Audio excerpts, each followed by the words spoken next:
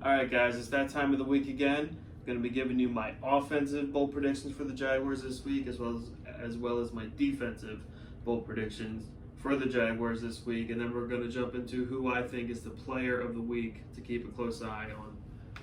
The offensive bold prediction that I have is going to be James Robinson last week didn't have a whole lot of carries. Didn't have a whole lot of production. Not his fault, but because of the scheme.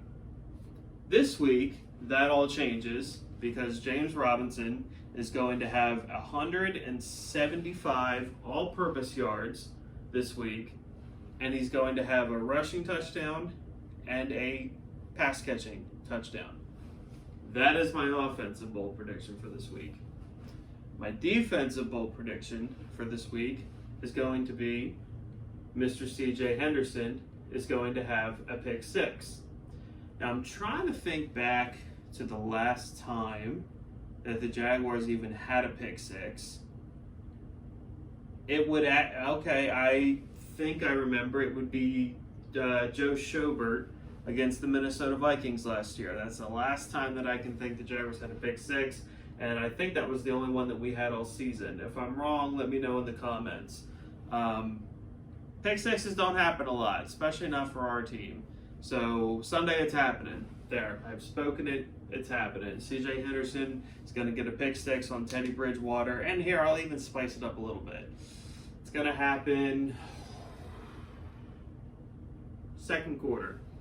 Second quarter, it's going to happen. Book it. Mark it down, write it down, book it. Second quarter, CJ Henderson is going to have a pick six. Okay? There it is.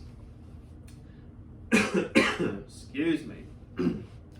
Now I'm going to jump into my player of the week to watch, and it's probably not someone who you guys would think, but this person is extremely, extremely important if the Jaguars are to have any success tomorrow against the Denver Broncos, and that would be Mr. Jawan Taylor.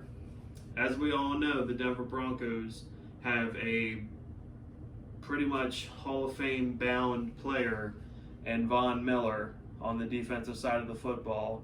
Von Miller is an outstanding football player. He's someone who offenses have to constantly account for, constantly game manage for. Urban Meyer even said in his press conference this week that they will at all times know where Von Miller is. Now, are the Jaguars going to have James O'Shaughnessy and Chris Manhertz on the end at chip?